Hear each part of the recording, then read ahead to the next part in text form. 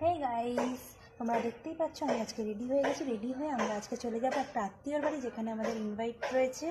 আর সেইখানে গিয়ে আমি তোমাদেরকে ভিডিও দেখাবো যে আমরা সেখানে কি করছি, কিভাবে এনজয় করছি। আর সেই জায়গাটা এতটা সুন্দর সেটা তোমাদের সাথে শেয়ার করব।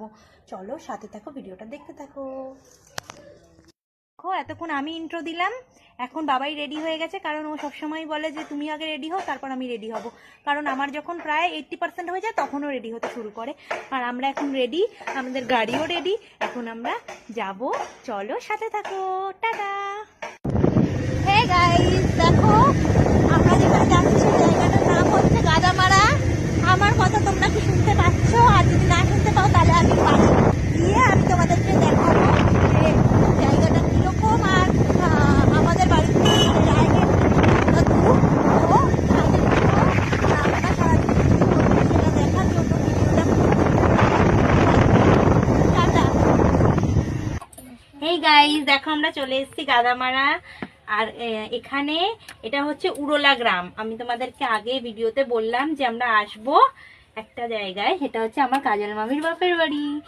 আর পুরো জায়গাটা আমি তোমাদেরকে পরে ঘুরিয়ে দেখাবো। এখন দেখো সকালের খাবারের আমাদের আয়োজন হয়েছে লুচি আর তরকারি। ওই যে বাবাই লুচি ভাজছে আর আমি লুচি বেলছি। তোমরা যদি দেখতে চাও যে এরপর আরো আমরা কি কি করব, তাহলে তোমরা আমাদের সাথে থাকো আর ভিডিওটা দেখতে থাকো।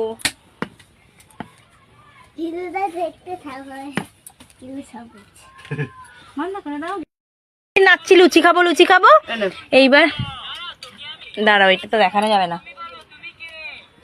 সেলফিটা করতে বাবা।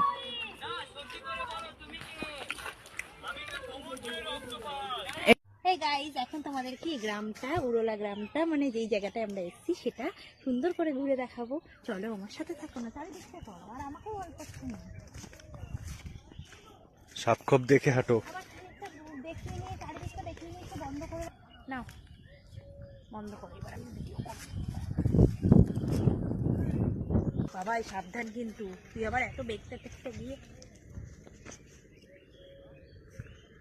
দেখো বাবাইকে শুধুমাত্র নিয়ে এসেছি কি জন্য জানো?